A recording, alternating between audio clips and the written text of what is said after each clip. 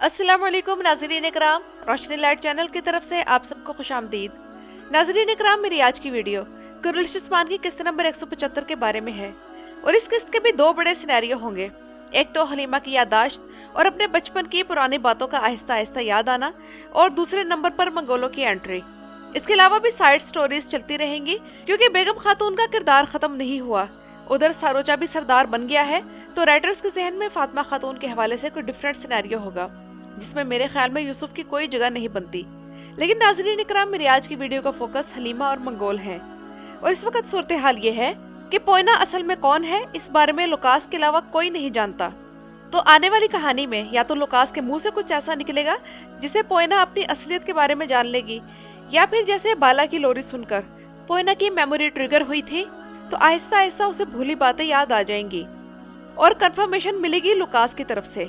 और इस बारे में कई किस्म के सिनेरियो हो सकते हैं। मिसाल के तौर पर एक सिनेरियो ये समझ आता है कि लुकास किसी तरह उस्मान बे की गिरफ्त में आ जाएगा और उस्मान बे से अपनी जान बचाने के लिए वो उस्मान को ये राज बता देगा। इसके अलावा वाकयात ऐसी डायरेक्शन में भी जा सकते हैं कि शायद ये हलीमा ही होगी जिसे जब अपनी शिनाख्त का इल्म होगा तो वो सोफिया के दुश्मन बन जाएगी और फिर अपने वालिदैन यानी बाला और उस्मान के साथ मिलकर सोफिया को फंसाने के लिए कोई ट्रैप सेट करेगी। याद करें कि किस्त नंबर 174 में सोफिया ने कहा था कि उसका पोइना से सबसे मजबूत ताल्लुक प्यार का है। बाला के प्यार को एक माँ के तौर पर समझ जाती है तो उसका सोफिया से ये ताल्लुक भी खत्म हो जाएगा। और नाज़रीन इकराम, अब इस ड्रामे में आने वाले हैं मंगोल और एक अदाकार देवरम साल्तोग्लो एक ताकतवर मंगोल कमांडर के तौर पर कुरैश उस्मान में आने वाला है। अदाकार अच्छा है और 2 साल पहले अल परसलान सीरीज में अलबिसा सीरी के किरदार में ये जबरदस्त अदाकारी कर चुका है। लेकिन मैं ज़ाती तौर पर मंगोलों के आने के खिलाफ हूँ और इसकी 2 वजह हैं। नंबर 1, जब राइटर्स के पास बार बार दिखाए जाने वाले आइडियाज खत्म हो जाएं, तो वो फिर इस ड्रामे में मंगोल किरदार ले आते हैं। और वैसे तो मंगोलों का सिनेरियो दिखाने में कोई बड़ी प्रॉब्लम नहीं है, लेकिन होता यह है कि वो मंगोल कमांडर जब आता है तब बड़ा जबरदस्त और जुनूनी किस्म का किरदार होता है। लेकिन जो जो किस्तें गुजरती चली जाती हैं तो यही मंगोल कमांडर बड़ा कमजोर मिस्कीन सा बन जाता है। तो अगर कोई ऐसा मंगोल सरदार आए जो बेरहम, खूनी और दुश्मनों को कुचल देने वाला हो तब बात है। और मंगोलों के सिनेरियो के खिलाफ जाने की मेरी दूसरी बड़ी वजह यह है कि इस वक्त इस सीरीज की कहानी 1315 के आसपास घूम रही है। इस हिसाब से बुरसा का मुहासरा शुरू होने में 2 साल रह गए हैं, तो इसकी तैयारियां दिखाई जानी चाहिए। लेकिन यहाँ मंगोल आ गए। याद करें कि पिछले सीजन में जब लेफ्के और अतरानोस कला फतह हुआ था तो इसके बाद उस्मान बे ने ऐलान किया था कि अब हमारा टारगेट बुरसा है। लेकिन सीजन 5 गुजरकर सीजन 6 भी आ गया, लेकिन बुरसा का मुहासरा अभी तक शुरू नहीं किया गया। लेकिन ये चीज भी अपनी जगह मौजूद है कि मंगोलों के आने से इस ड्रामे की कहानी इंटेंस हो जाती है और वाकयात में तेजी आ जाती है। और देवरम साल्तोग्लो नामी ये अदाकार मंगोल कमांडर के किरदार में जब इस सीजन में आएगा तो इसके आने से कुरैश उस्मान का रिकॉर्ड बन जाएगा कि इसके हर सीजन में मंगोल आते हैं। पहले काफिर मंगोल आते थे, लेकिन अब सीजन 5 से ये फर्क पड़ा है कि तारीख के मुताबिक इस वक्त तक इल्खानी सल्तनत के हुक्मरान ने इस्लाम कबूल कर लिया था, तो इनमें तेजी से मुसलमान होने लगे थे, तो इसलिए अब मुसलमान मंगोल भी आने लगे हैं। तारीख के मुताबिक उस्मान बे के मुकाबले में बेशक मंगोल नहीं आए थे, लेकिन इस ड्रामे में इनका आना लाजमी है। और जब उस्मान बे रूमियों को मजा चखाते हैं तो मंगोल आ जाते हैं, और जब मंगोलों को मजा चखाते हैं तो रूमी आ जाते हैं, और यही सिनेरियो बदलते चेहरों के साथ रिपीट होता रहता है। लेकिन नाज़रीन इकराम, यहाँ मैं ये बात भी करना मुनासिब समझूंगी कि इस बार मंगोल कमांडर के तौर पर मद्दाहों को ऐसा दुश्मन चाहिए जो उस्मान को शिकस्त दे या फिर कई किस्तों तक उस्मान बे को बेबस कर दे। ऐसा दुश्मन ना हो जो उस्मान बे के किसी जंगजू को हलाक कर दे और फिर ट्रैप्स के जरिए इंतकाम का एक ना खत्म होने वाला सिलसिला शुरू हो जाए। हम उस्मान बे के मुकाबले में दुश्मन की असल ताकत देखना चाहते हैं। मंगोल कमांडर के तौर पर इस किरदार की एंट्री किस्त नंबर 176 से होगी।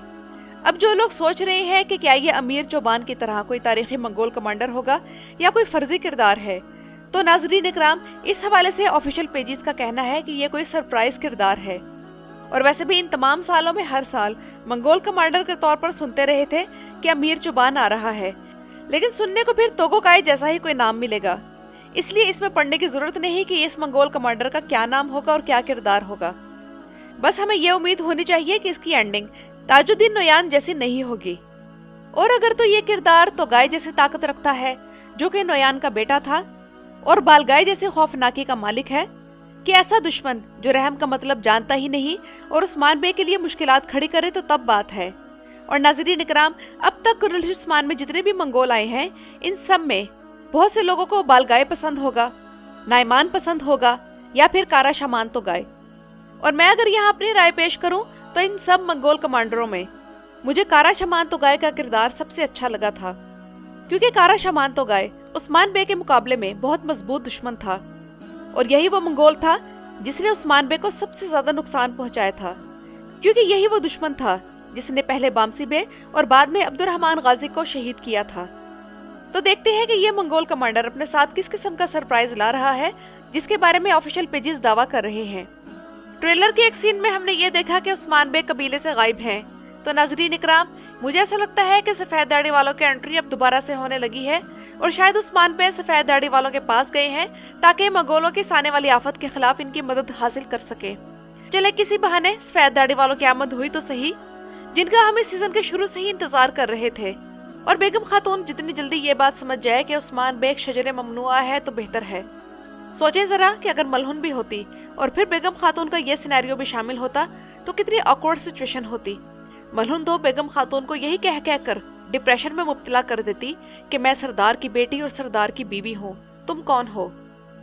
और नाज़रीन इकराम, इस ड्रामा सीरीज के अदाकारों के लिए ये कितनी बेइज्जती की बात है कि वो 1 साल से एक ही ड्रेस पहनकर अदाकारी कर रहे हैं, और वो भी उस सीरीज में जो दुनिया भर में देखी जाती है। महमद बोजदैक के बारे में खबरें ये हैं कि वो इस वक्त once upon a time in Istanbul नामी ड्रामा सीरीज पर दिन रात काम कर रहे हैं और उसके कास्ट पूरा करने में मसरूफ हैं। तो उनकी इस मसरूफियत का असर कुर्रतुल उस्मान के स्टैंडर्ड पर लाजमन पड़ता है, और साफ साफ ये लगना शुरू हो गया है कि इस ड्रामे के अदाकार, राइटर्स, प्रोड्यूसर्स और डायरेक्टर इस ड्रामे को जबरदस्ती खींच रहे हैं। सीजन 3 तक ये ड्रामा एक बेमिसाल ड्रामा था, और बाज़ कभी कभी जब मैं पुराने सीजन के बारे में सोचती हूँ तो सीजन 2 तो वैसे ही मुझे बहुत पसंद है, लेकिन चंद दिनों पहले सीजन 3 के बारे में सोचते हुए मेरे जहन में ये ख्याल आया कि सीजन 3 की 16 किस्तों में हम 3 बड़ी फतूहात देख चुके थे। इसके अलावा आलिम शाह की एंट्री, गेहातू और मंगोलों की एंट्री, बाज़ंतीनी तकफुरों का इत्तेहाद और उस्मान बे का तुर्गुत और माइकल कोसिस के साथ इत्तेहाद, उधर उस्मान बे का आलिम शाह को इनकार और फिर फरार, और फिर सौद की जंग, और फिर 13 किरदारों का सीरीज से अलग हो जाना। तो सिर्फ 16 किस्तों में ये तमाम वाकयात हो चुके थे, और तब कॉनर की एंट्री ने भी हलचल मचा दी थी। इसके अलावा आक्चा कोजा की भी इसी सीजन में एंट्री हुई थी, यानी कि एपिसोड 69 से लेकर 85 तक बेहतरीन किस्तें रही थी। और उस सीजन की खूबी ये भी थी कि महमद बोजदैक ने मजबूत किरदारों के साथ एक बैलेंस्ड सिनेरियो पेश किया था, जिसकी वजह से हम शौक में हैं कि इस प्रोड्यूसर को क्या हो गया है। तो नाज़रीन इकराम, ये तो थी मेरी आज की वीडियो। अपनी राय का इजहार कमेंट्स में ज़रूर कीजिएगा। मेरे चैनल पर आने का शुक्रिया।